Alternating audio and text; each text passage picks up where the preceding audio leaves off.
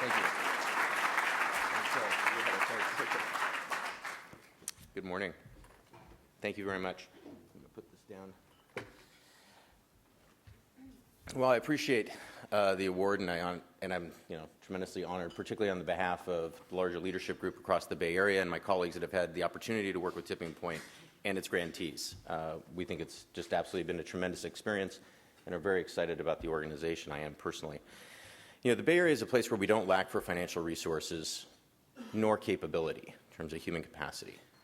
Yet too many folks, as we've talked about this morning, don't have access to the basic needs, to be able to meet their basic needs. And moreover, too many of them do not have the opportunity to help themselves rise out of poverty, despite the absolute demand for those types of services. And as a result, we're actually facing somewhat of a market failure in the Bay Area.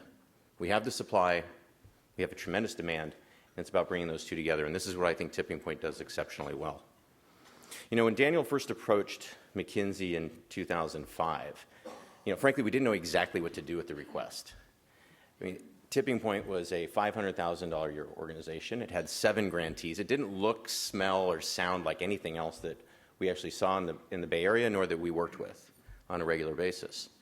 As I personally became more aware of what Tipping Point stood for, I actually got more and more excited. And particularly, what I got excited about was this notion of finding ways of creating greater capacity and the effective use of the assets that are put to work, not simply going and trying to bring more assets to bear, but in doing so, being able to earn the right to have more assets employed productively for true ROI. And for me, that was exciting, and that was something that we just see too little of in the social sector, in philanthropy, and in the confluence between those two. The first point that I want to leave you with then is this notion that what is underlying that and what makes Tipping Point so special is that in order to do that, you have to make a paradigm shift. And that shift is from activities and intent to outcomes. And supporting that is a shift to transparency and to a systematic approach to be able to evaluate what's happening.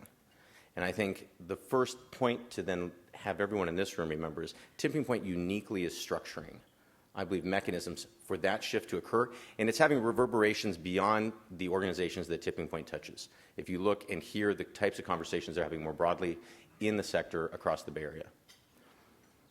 Now, the second thing that I'd like to actually mention is this. While the growth of Tipping Point has been tremendous, $60 million has been given out to over 50 organizations. That is tremendous. While it has been tremendous, the true testament of an organization is one that's willing to make the tough decisions. And in my work with Tipping Point, what I've seen is those tough decisions being made. And I'm particularly proud of the fact that the organization is willing to do so. 16% of organizations that have been part of the Tipping Point grantee community are not any longer. And that is the right answer.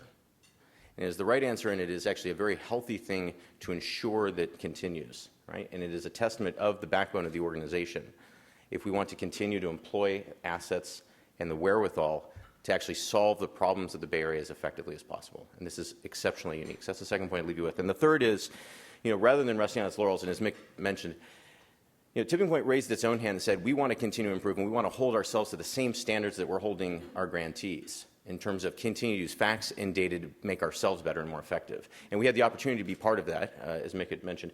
And I was exceptionally, personally struck by the openness and courage with which the organization was able to look at itself and continue to improve. And that is a tough thing when you're emotionally invested with what you've done to date. I think these 3 points actually spell success for the future of Tipping Point. And I would encourage everyone to think about how different this is than the broader nonprofit philanthropy landscape in which it operates. It is truly unique. Now, with that, I will stop talking. I will actually have the pleasure now of introducing the next Tipping Point Grantee Award to Larkin Street Youth Services. And let me just say a few things to put this in context. Every year in the Bay Area, there are 6,000 youth that are either homeless or on the verge of homelessness. There are 1,000 beds dedicated to youth in public programs for all of California. Right? That is a significant disconnect. In 1984, when Larkin Street Youth Services began, it was a single-site drop-in center. Today, it is 13 sites touches more than 4,000 folks, 24 years of age and under, and provides a continuum of services. So this is not simply the Band-Aid. This is the getting people back on their feet. Education, job placement, in addition to shelter and other needs. So with that, it is my pleasure to present this Tipping Point Award to Sherilyn Adams, Executive Director of Larkin Street Youth Services.